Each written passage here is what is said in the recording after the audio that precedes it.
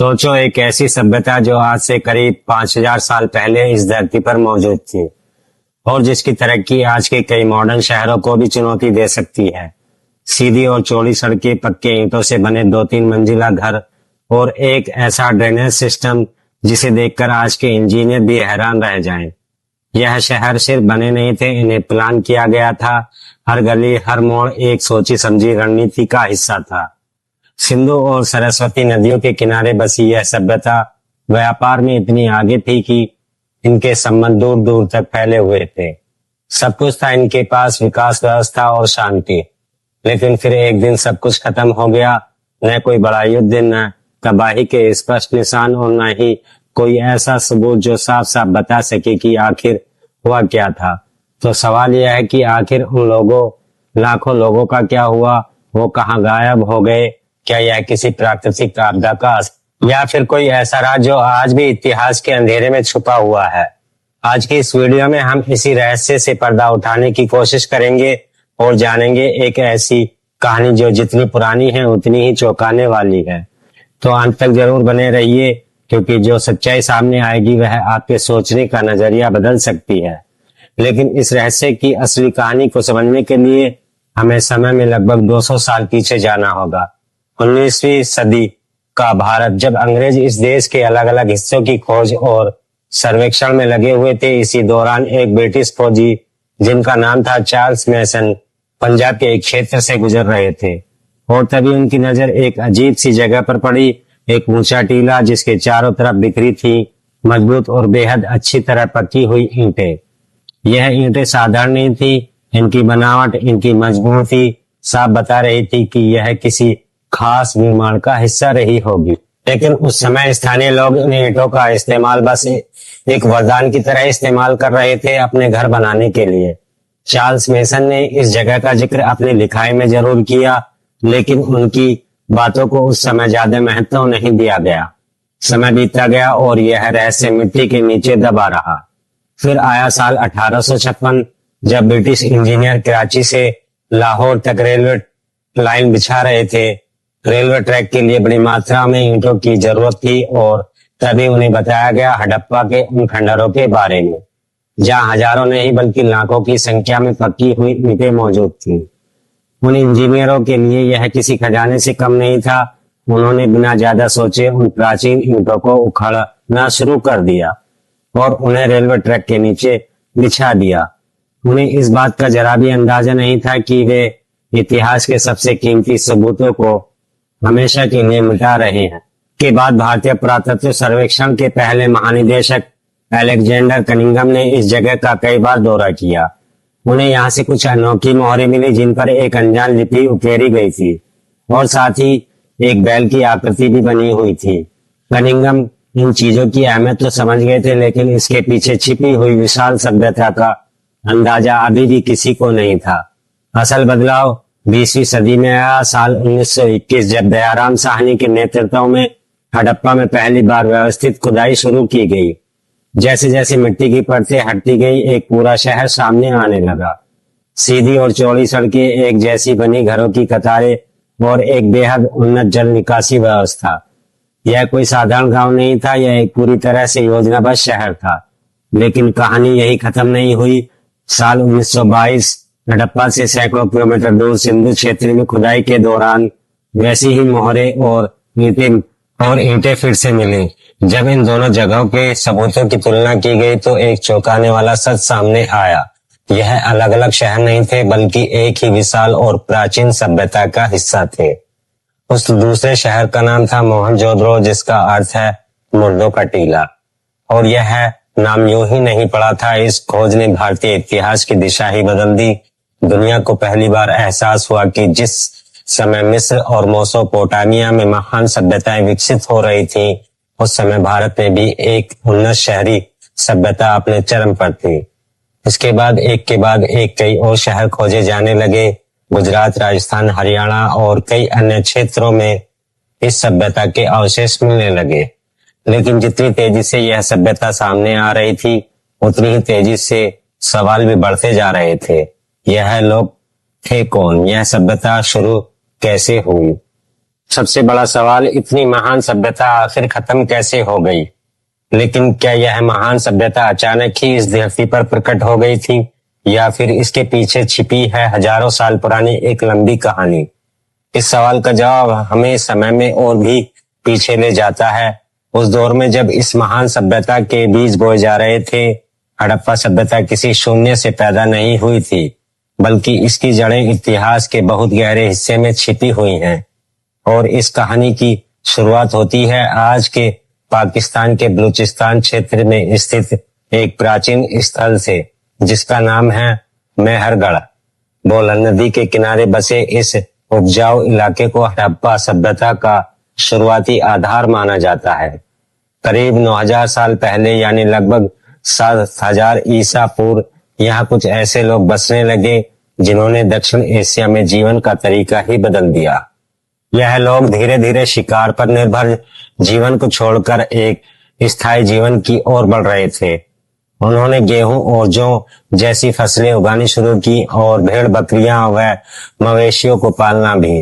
यानी इंसानी सभ्यता का एक बड़ा बदलाव यहीं से शुरू हो रहा था। शुरुआत में इनके घर बेहद साधारण थे, कच्ची मिट्टी की ईंटों से बने छोटे छोटे ढांचे। लेकिन समय के साथ मेहरगढ़ धीरे धीरे विकसित होने लगा। यहाँ के लोगों ने मिट्टी के बर्तन बनाना सीखा, औजारों को और बेहतर बनाना सीखा और अपने जीवन को व्यवस्थित करना भी। इतना ही नहीं, कुछ कब्रों में मृतकों के साथ औजार, गहने और यहाँ तक की बलि दी गई। जानवरों के अवशेष भी मिले, जो इस बात का संकेत देते हैं कि शायद वे मृत्यु के बाद के जीवन में भी विश्वास रखते थे। लेकिन मेहरगढ़ इस कहानी का अंत नहीं था। धीरे धीरे यहाँ का ज्ञान और यहाँ की जीवन शैली सिंधु और उसकी सहायक नदियों के विशाल मैदानों तक फैलने लगी। और फिर करीब 3300 ईसा पूर्व के आसपास हम एक नए चरण में प्रवेश करते हैं, जिसे प्रारंभिक हड़प्पा काल या अर्ली हड़प्पा फेज कहा जाता है। इस दौरान छोटे छोटे गांव धीरे धीरे बड़े कस्बों में बदलने लगे। यही वो समय था जब इस सभ्यता की नींव मजबूत हो रही थी। लोगों ने पकी हुई ईंटों का इस्तेमाल शुरू किया, जो कच्ची ईंटों की तुलना में कहीं ज्यादा कारगर मजबूत थी। मिट्टी के बर्तनों पर सुंदर और जटिल डिजाइन बनाए जाने लगे। तांबे और कांसे जैसी धातुओं का इस्तेमाल धीरे धीरे आम होता जा रहा था, जिससे उनके औजार पहले से कहीं ज्यादा मजबूत और कारगर हो गए थे। साथ ही एक संगठित व्यापार प्रणाली भी आकार लेने लगी थी। कीमती पत्थर जैसे लाजवर्थ, जिसे आज लैपिस लाजुली कहा जाता है, दूर अफगानिस्तान से के पहाड़ों से यहाँ लाया जाता था। और इसी तरह कई अन्य जरूरी कच्चे संसाधन दूर दराज के क्षेत्रों से इन बस्तियों तक पहुंचने लगे। यानी यह लोग अब सिर्फ जीवित रहने के लिए नहीं, बल्कि एक संगठित और समृद्ध समाज बनाने की दिशा में बढ़ रहे थे। इसी दौर की एक और खास बात थी सुरक्षा पर बढ़ता हुआ ध्यान। कई बस्तियों के चारों ओर मजबूत दीवारें बनाई जाने लगी, जो शायद बाहरी खतरों या जंगली जानवरों से बचाव के लिए थी। यह शुरुआती दौर लगभग 700 सालों तक चला।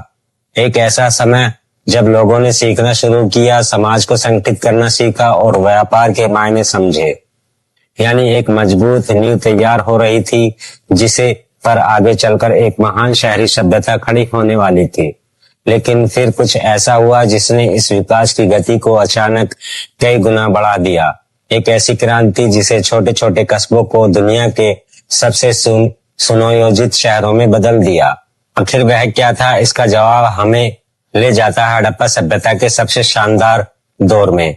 परिपक्व हड़प्पा चरण करीब 2600 ईसा पूर्व सिंधु घाटी में एक असाधारण शहरी विकास देखने को मिला। यही वह समय था जब यह सभ्यता अपने चरम पर पहुंच गई, और यही इसका स्वर्ण युग था, जो लगभग 700 सालों तक चला। इस दौरान यह सभ्यता एक विशाल क्षेत्र में फैल गई।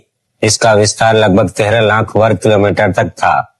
उत्तर में जम्मू कश्मीर के इलाकों से लेकर दक्षिण में महाराष्ट्र तक, पूर्व में गंगा के मैदानों के करीब और पश्चिम में ईरान की सीमा तक। यह क्षेत्र उस समय की मिस्र और मेसोपोटामिया जैसी सभ्यताओं से भी कहीं ज्यादा व्यापक था। इस विशाल नेटवर्क में हजारों बस्तियां शामिल थीं, छोटे गांव, विकसित कस्बे और कुछ बेहद बड़े सुव्यवस्थित शहर। तो चलिए अब समय में करीब 4500 साल पीछे चलते हैं। और पहुंचते हैं इस सभ्यता के सबसे प्रसिद्ध शहरों में से एक मोहनजोदड़ो, जहां हम खुद देखेंगे कि इस स्वर्ग युग का जीवन असल में कैसा रहा होगा। जैसे ही हम इस प्राचीन शहर के अंदर कदम रखते हैं, सबसे पहली चीज जो हमें हैरान कर देती है वह है इसका अविश्वसनीय रूप से व्यवस्थित लेआउट। यहाँ न कोई टेढ़ी मेढ़ी गलियां हैं और न ही तंग रास्ते। पूरा शहर एक सटीक ग्रिड पैटर्न पर बना हुआ है, मानो किसी ने स्केल और कंपास की मदद से इसका हर हिस्सा पहले कागज पर उतारा हो। मुख्य सड़कें बिल्कुल सीधी उत्तर से दक्षिण और पूर्व से पश्चिम की ओर जाती हुई, और यह सड़कें एक दूसरे को ठीक 90 डिग्री के कोण पर काटती हैं। यानी हर चीज में एक योजना, एक व्यवस्था और एक सोच। पूरा शहर मुख्य रूप से दो हिस्सों में बटा हुआ था। पश्चिमी हिस्सा एक ऊंचे प्लेटफार्म पर से पुरातत्वविद गढ़ या सिटाडेल कहते हैं। माना जाता है कि यही इस शहर का प्रशासनिक या धार्मिक केंद्र रहा होगा। वहीं पूर्वी हिस्सा, जिसे लोअर टाउन कहा जाता है, काफी बड़ा था और यही आम लोग रहा करते थे। चलिए अब इस निचले शहर की एक गली में चलते हैं। हमारे दोनों ओर पकी हुई ईंटों से बने घर खड़े हैं और सबसे खास बात, हर ईंट एक ही साइज, एक ही अनुपात की, चाहे वो यहाँ हो या सैकड़ों किलोमीटर दूर किसी और शहर में। यह साफ संकेत है कि पूरी सभ्यता में निर्माण के लिए एक जैसे नियम अपनाए जाते थे। ज्यादातर घर 2 या 3 मंजिला थे और एक दिलचस्प बात, इन घरों के दरवाजे मुख्य सड़क पर नहीं बल्कि साइड की गलियों में खुलते थे, शायद निजता बनाए रखने के लिए और धूल गंदगी से बचने के लिए।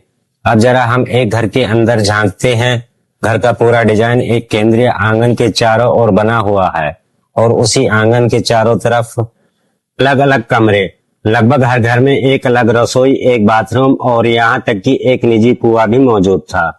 लेकिन सबसे चौंकाने वाली बात, हर घर में एक टॉयलेट भी मौजूद था जो सीधे एक ढकी हुई नाली से जुड़ा हुआ था। अब चलते हैं शहर के सबसे खास हिस्से की ओर, गढ़ यानी सिटाडेल, जहां हमारा सामना होता है एक बेहद विशाल और खास संरचना से महान स्नानगृह का। यह एक बड़ा आयतकार कुंड था, करीब 12 मीटर लंबा, 7 मीटर चौड़ा और लगभग 2 मीटर गहरा। इसकी दीवारों पर पानी को रिसने से रोकने के लिए जिप्सम और बिटुमेट की मोटी परत चढ़ाई गई थी। पास के कुएं से इसमें पानी भरा जाता था और गंदे पानी को बाहर निकालने के लिए अलग से निकासी की व्यवस्था थी। लेकिन इसका असली इस्तेमाल क्या होता था, आज भी यह एक रहस्य बना हुआ है। शायद यह किसी खास धार्मिक अनुष्ठान के लिए इस्तेमाल होता था। घर में ही एक और विशाल संरचना मिलती है जिसे अन्नागार माना जाता है। यह एक बड़ी ईंटों की इमारत थी जिसमें हवा के आने जाने के लिए खास इंतजाम किए गए थे। संभव है कि यहाँ पूरे शहर के लिए अनाज संग्रहित किया जाता था। यह संकेत देता है कि इस सभ्यता में एक मजबूत और संगठित प्रशासन मौजूद था। लेकिन हड़प्पा सभ्यता की असली ताकत सिर्फ जमीन के ऊपर नहीं बल्कि जमीन के नीचे छिपी हुई थी। एक ऐसा ड्रेनेज सिस्टम जिसे दुनिया की सबसे पुरानी और सबसे उन्नत सफाई व्यवस्थाओं में गिना जाता है। हर घर से निकलने वाला गंदा पानी छोटी छोटी नालियों के जरिए सीधे गली की मुख्य नाली तक पहुंचता था और यह मुख्य नाली पक्की हुई ईंटों से बनी होती थी। इतना ही नहीं, इन नालियों को ऊपर से ढक दिया जाता था ताकि गंदगी बाहर ना फैले और शहर साफ सुथरा बना रहे। थोड़ी थोड़ी दूरी पर मैनहोल बनाए गए थे ताकि जरूरत पड़ने पर उनकी सफाई की जा सके। ऐसी उन्नत व्यवस्था उस समय दुनिया के किसी भी हिस्से में देखने को नहीं मिलती। मोहनजोदड़ो की यह यात्रा हमें साफ दिखाती है कि हड़प्पा सभ्यता सिर्फ ईंट और गारे का ढेर नहीं थी बल्कि यह सोच, योजना और दूरदर्शिता का एक जीवंत उदाहरण थी। लेकिन इन शानदार शहरों में रहने वाले लोग आखिर अपनी रोजमर्रा की जिंदगी कैसे जीते थे? शहरों की भव्यता से अलग हड़प्पा वासियों का जीवन मेहनत, कौशल और बेहतरीन कारीगरी से भरा हुआ था। उनका समाज, उनकी अर्थव्यवस्था और उनकी आदतें उतनी ही उन्नत थी जितनी उनकी शहर बनाने की कला। तो आखिर उनका जीवन कैसा था? वो क्या पहनते थे? हड़प्पा के लोग दुनिया में सबसे पहले कपास उगाने और उससे कपड़ा बनाने वालों में गिने जाते हैं। मोहनजोदड़ो से एक धातु के बर्तन में लिपटा हुआ सूती कपड़े का टुकड़ा भी मिला है। मूर्तियों से पता चलता है पुरुष अक्सर एक शॉल की तरह कपड़ा ओढ़ते थे जबकि महिलाएं संभवतः स्कर्ट जैसे परिधान पहनती थी। और एक बात तो साफ है कि चाहे पुरुष हो या महिलाएं, गहनों का शौक दोनों को था। अमीर लोग सोना, चांदी और कीमती पत्थरों से बने आभूषण पहनते थे, जबकि साधारण लोग मिट्टी, हड्डी और सीप से बने गहनों का इस्तेमाल करते थे। अब बात करते हैं उनके खान पान की। यह लोग मुख्य रूप से किसान थे जो गेहूं और जौ की खेती करते थे। इसके अलावा मटर, तिल और सरसों भी उगाई जाती थी। कुछ क्षेत्रों में चावल के प्रमाण भी मिले हैं। यह लोग मवेशी, भेड़, बकरी और सुअर भी पालते थे, जिनसे उनके दूध और मांस प्राप्त होता था। बच्चों के लिए यहाँ मिट्टी के बने कई तरह के खिलौने मिले हैं, जैसे बैलगाड़ियां, सीढ़ियां और छोटे छोटे पासे, जो आज के खेतों में भी काफी मिलते जुलते हैं। अब बात करते हैं इस सभ्यता की ताकत यानी इसकी अर्थव्यवस्था की। हड़प्पा की अर्थव्यवस्था कृषि पर आधारित थी, लेकिन इसकी असली ताकत थी इसका विशाल व्यापार नेटवर्क। यह लोग सिर्फ अपने क्षेत्र में नहीं बल्कि अंतर्राष्ट्रीय स्तर पर भी व्यापार करते थे। इनके संबंध मेसोपोटामिया, ओमान और बहरीन जैसे दूर के क्षेत्रों में भी थे।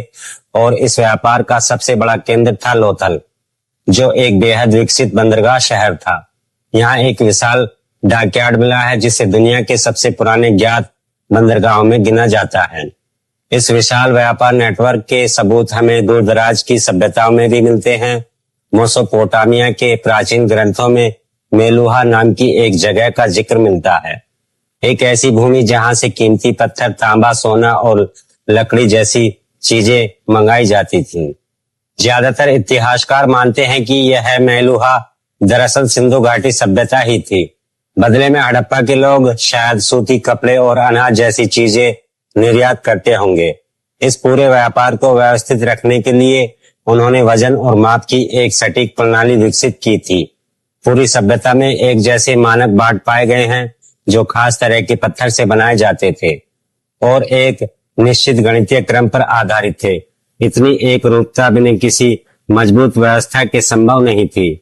हड़प्पा के लोग सिर्फ व्यापारी ही नहीं बल्कि बेहतरीन कारीगर भी थे।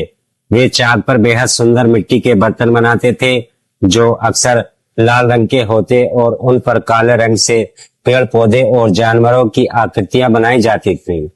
कुछ शहर खास कारीगरी के केंद्र बन चुके थे, जहां पत्थरों से बेहद बारीक और खूबसूरत मनके बनाए जाते थे। कार्नेलियन जैसे कीमती पत्थरों को काटकर चमकाकर अलग अलग डिजाइन दिए जाते थे। इसके अलावा वे तांबे और कांसे के भी कुशल कारीगर थे।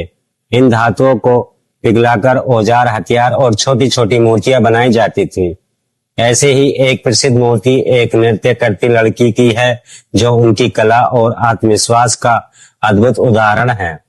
लेकिन हड़प्पा सभ्यता की सबसे खास पहचान उनकी मोहरें थी। यह छोटी छोटी मोहरें नरम पत्थर से बनाई जाती थीं। इन पर एक सींग वाला बैल, हाथी, बांग जैसे जानवरों की आकृतियां उकेरी जाती थीं और साथ ही एक रहस्यमय लिपि में कुछ लिखा होता था। संभव है कि इनका इस्तेमाल व्यापार के दौरान सामान पर मोहर लगाने के लिए किया जाता हो।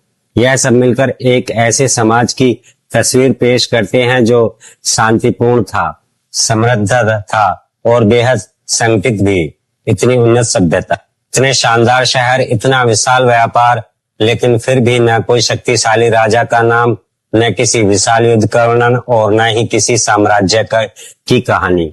मानो यह सभ्यता चुपचाप आगे बढ़ी और फिर उतनी ही खामोशी से इतिहास के अंधेरे में खो गई। करीब 1900 ईसा पूर्व के बाद इस महान सभ्यता में बदलाव दिखने लगे। बड़े शहर धीरे धीरे खाली होने लगे, व्यापार कमजोर पड़ गया, निर्माण की गुणवत्ता गिरने लगी। और फिर एक समय ऐसा आया जब मोहनजोदड़ो और हड़प्पा जैसे महान शहर लगभग वीरान हो चुके थे। लेकिन आखिर ऐसा हुआ क्यों? इस सवाल का जवाब खोजने के लिए इतिहासकारों ने कई अलग अलग सिद्धांत दिए हैं। कुछ लोगों का मानना है कि जलवायु परिवर्तन ने इस सभ्यता को कमजोर कर दिया। नदियों का रास्ता बदलने लगा, कई इलाकों में सूखा, बाढ़ आ गई और खेती करना मुश्किल हो गया। वहीं कुछ विशेषज्ञ मानते हैं कि बार बार आने भयानक बाढ़ों ने शहरों को तबाह कर दिया। एक समय पर बाहरी आक्रमण का सिद्धांत भी दिया गया, लेकिन आज इसके बहुत कम सबूत मिलते हैं। हो सकता है इन सभी कारणों ने मिलकर धीरे धीरे इस सभ्यता को खत्म कर दिया हो, लेकिन सबसे हैरान करने वाली बात यह है कि हड़प्पा सभ्यता के लोग अचानक गायब नहीं हुए थे, बल्कि शायद वे छोटे छोटे गांव में बढ़ गए और समय के साथ दूसरी संस्कृतियों में घुल मिल गए।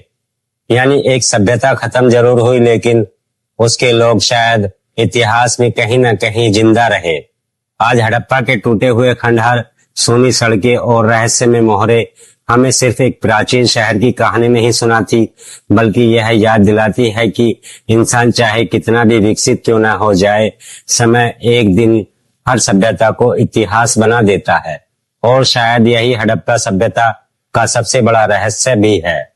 अगर आपको इतिहास के ऐसे रहस्य और खोई हुई सभ्यता की अनसुनी कहानियां पसंद हैं तो वीडियो को लाइक जरूर कीजिए और चैनल को सब्सक्राइब कर लीजिए, क्योंकि आगे भी हम इतिहास के ऐसे ही रहस्य में सफर पर निकलने वाले हैं। मिलते हैं एक और अनसुलझे रहस्य के लिए, तब तक के लिए धन्यवाद।